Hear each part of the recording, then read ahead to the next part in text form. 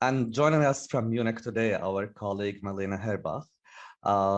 Myrlna, thanks for making the time. And could you please introduce yourself to our listeners? Thanks for having me, Karam.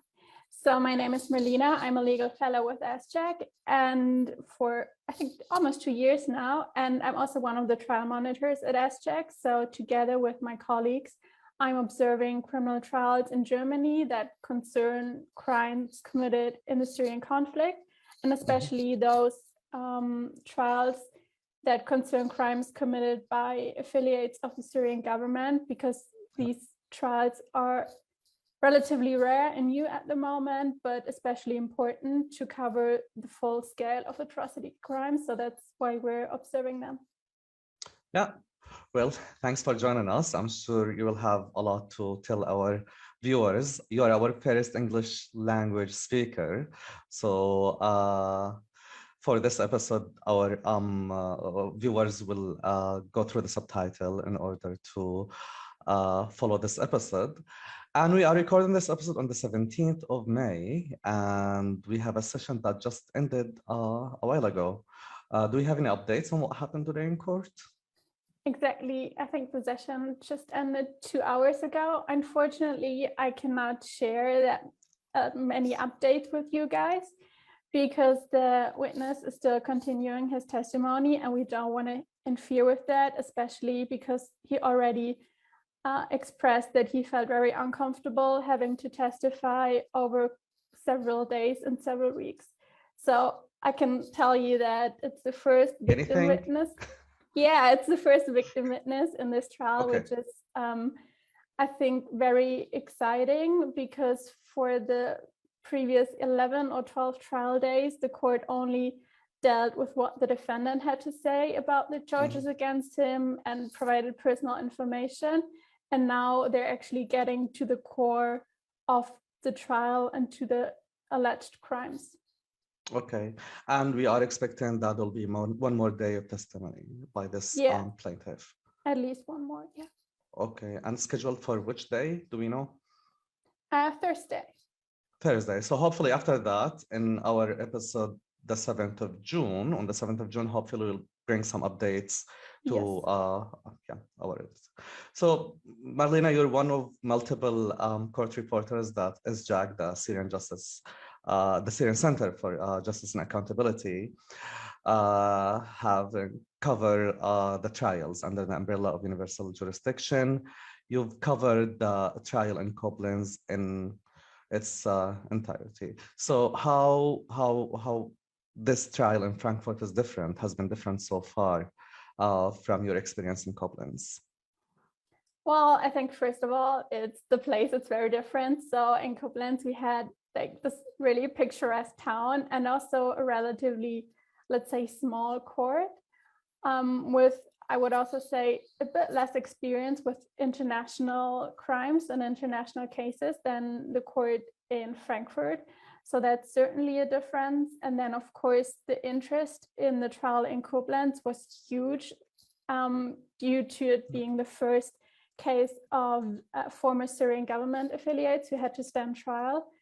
So I think that was one of the main differences, because the public interest in the trial in Frankfurt, at least counting from the number of people who attend the trial sessions, really decreased over time. So those, I think, are for now, because the trial in Frankfurt has not been going on for so long. So I think those are the first impressions. Yeah. And you guys spent so much time on the trains back and forth. Like, how many trips did you make to Koblenz? I stopped counting at some point. And all I know is that I probably now get all the benefits of frequent travelers with the train service. But yeah, we covered all 110 trial days. Wow. Okay. And that's a massive body of work. I remember maybe like more than 1,000 pages of legal reports drafted by you and our other colleague court reporter. But what's the significance? Like this is such an historical document that is compiled together. So what's the significance of such massive effort for documenting such a unprecedented trial for Syria, for Syrians, and for anyone actually who's interested in universal jurisdiction. Yes, so the more than 1,000 pages that you just mentioned, those are the English pages. So our English reports, we're currently working to translate all the reports from Koblenz into Arabic. But so far, I think we're halfway through. It will probably take some more time, but in the end, we will then also have the around 1,000 pages in Arabic language as well. And yeah, some people might actually wonder, like, why you're spending so much time and resources on covering these trials and following them. But there are several reasons. So first of all, the trial is taking place in Germany, and in Germany, criminal trials are never recorded. And there is also no transcript that would be available to anyone. In some other countries, criminal trials are audio recorded, but the record is then not publicly accessible or only released after a certain period of time. The same can be done in Germany, but only if the court allows and considers that the trial is of special significance for the history of the German Federal Republic, which unfortunately the court in Frankfurt, but also back in Koblenz, declined. So this is why we're documenting the trial, to create a historical record that would otherwise be just lost. And we're doing that in two languages, in English and Arabic. Yeah. And it's also really important for Syrians, on one hand, to follow the trial from afar, because certainly not all Syrians interested in these trials are living close to where they're taking place. And not all of them fit into the public gallery of one of these courtrooms. Right. So we're allowing them to follow the trial in, well, not real time, but more or less real time, like a few weeks delay, I'd say. And on the other hand, I think it's also very important to have the records, to have them there, to have them accessible, to see, for Syrians, to see how individual people who may share the same experience than they themselves tell these stories in a public open court, and how these stories and the entire context of the Syrian conflict is acknowledged by a fair and impartial court. So that's also very important aspect of our documentation. But I think that's for the Syrians. Obviously, they have a huge interest in these reports, but we also heard from many non-Syrians that they find our documentation of the trials very helpful. For example, if they're doing research on universal jurisdiction, on government crimes committed in Syria, or on shortcomings of German procedural law when it comes to international cases. So they will then also resource to our reports, and because they are relatively detailed and get the information they need from these reports. But also journalists, they repeatedly approached us and asked when we will release our next reports, because as everyone else, they only have limited resources and time, so they cannot attend each and every session. I think there was one journalist in Koblenz, a friend of us, Hannah El-Hitami, who attended each trial day in Koblenz. So, but obviously not everyone can do that. So they also use our trial reports to keep up to date and to know what's going on. But yeah, I think the trial reports are very, very important for many of people for many different reasons, professional, but also very personal reasons. Yes. I had a conversation with Hannah, and she did mention that it might be overwhelming if she decides to go ahead with the Frankfurt. So kudos to you and our colleague that you guys are jumping from one trial to another and spending your days and ways documenting and reporting back to us. We really appreciate it. Thank you so much for all the time and effort. And definitely it has been beneficial. I know the SJAC reports are the only meticulous legal reports out there so far. And many colleagues and friends rely heavily on them when they try to dissect the details and the developments of these trials. But you did mention a keyword, the shortcomings of the German legal system.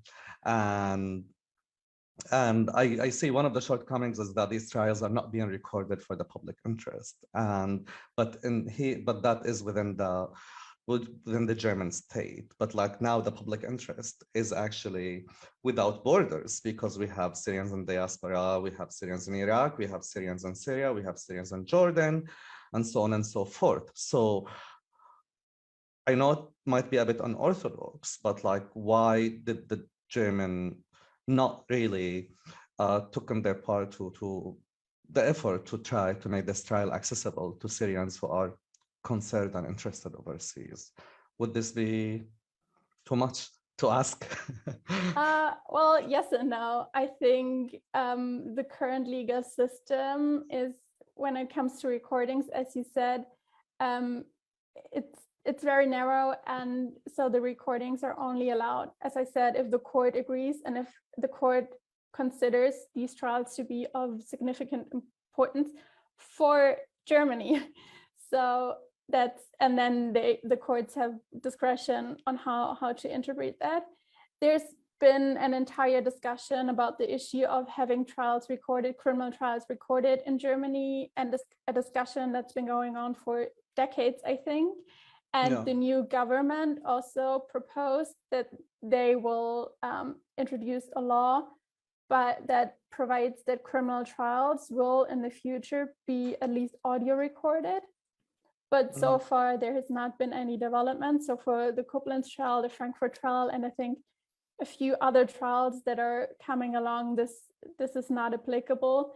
And recently, the judges in Frankfurt actually said one reason why they declined the request to record the trial was also because they didn't want that anyone could accidentally, or anyone unauthorized could accidentally get access to the recording. So there's also a security issue here. Although I think when we're looking to other countries, for example, to Sweden, where the trials are audio recorded, there are technical measures to ensure the security of these files and that no one gets access. So I think there is a lot in terms of legislation, but also technical resources that need to be updated. Right. And with this struggle already in place, with these obstacles or hardships already in place, we faced recently with the Frankfurt court the fact that for a procedural reasons, sort of, we can't share with our audience much of what we learn in the lengthy hours of these trials. So it's not being recorded, and for the time being, even if we attend, we can't share. So do you think the public interest, those who follow us, for example, that their interest in the trial would decline because slowly we're sharing with them less and less details? Yeah, that's a good question. So first of all, it's not that we cannot share anything anymore. It's just the court. So the court repeatedly said that they're concerned about too many details being shared in the public, because there had already been like an entire history of media reporting throughout investigations. So they're very concerned about that in this special trials. And we then approached the court to ask what the issue exactly is. And they then asked us to take down our full reports and instead produce or provide summaries like any other journalist would provide summaries of a trial day. So that's what we're doing right now. We reduced for now, the publicly available information to the summaries. But of course, once the trial is over, we will share then our full reports. So we'll just scratch on the surface, and once we have the green light, we're still working on our detailed meticulous reports, but once the court allows and permits, we can go ahead and share it with the public. Yeah, that's the plan, that eventually, as we did with because we saw from the Koblenz trial that it's really important to have this historical record, to have it not only available during a trial, but once the trial is completed as well for the future. So it's not, so that nothing gets lost. And that's very important for us. So that's why we're gonna publish the full reports once the trial is over. hopefully we're all, I know, at least myself and everyone around me are looking forward actually to all these reports. And the depth that it feels like you are sitting in the courtroom actually when you read them. So that's they always been I think that was also one of the concerns of the court, that because usually not usually witnesses are not allowed to attend any trial session before they provided their own in-court testimony. And so if many details are being shared, you cannot control where the witnesses get their information from. And it's not that witnesses intentionally read everything they get about the trial and then kind of wave that into their own testimony. It's just by reading something that's very close to your own experience, it's sometimes the lines just blur and you cannot really say what's based on your own memory and what other external information get into that. Right. And then it's really difficult for the judges to dissect where what information came from, and also eventually to assess the credibility of the witness, but also kind of the truth about what happened, which is like the integral aspect of any criminal trial. Yes, and especially in this case, because the media sort of broke the story before we had an actual case made by the prosecution against Alaim in Frankfurt. Mيrlna, I think we might be running out of time, but anything you would like to share with our viewers? I think we will certainly keep you up to date about any future developments in court. And as I said, we will still take our detailed notes. We will not going to share them as reports, but they will definitely help us to provide the summaries.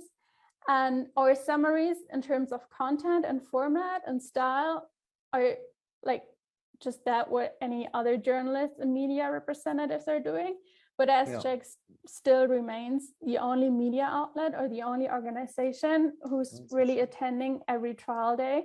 So we're able to connect trial days and have like a broader view of what's going on, which also then helps us not to identify issues that come up occasionally on one specific trial days, but issues that might come up during the trial or like during several trial days or weeks, and then take that into account in our reporting, but also in our overall analysis of the trial. Right. And it's really great to have you, just to introduce our viewers to the real power and force that is bringing us all of these updates while I'm in Berlin receiving these updates from you. But you and our colleagues are the ones who really there at the scene, spending lengthy hours taking notes. So thank you so much, Mيrlna, and I'm hoping we will be able to have you in the podcast عدالتي again in the future. And maybe you in court someday. I was in Frankfurt a few days ago, but not for the trial. I'll be going there for the trial at some stage soon.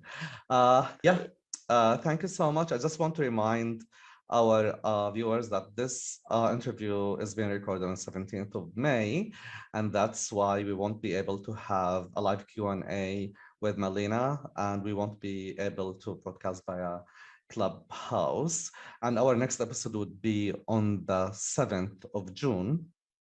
So until then, if you have any questions, comments, you can, the usual way, leave them on SJAC's مركز السوري للعدالة والمساءلة وصفحة INT الإخبارية. You can leave them in comments, and until then, live you in peace. شكرا ميرلنا.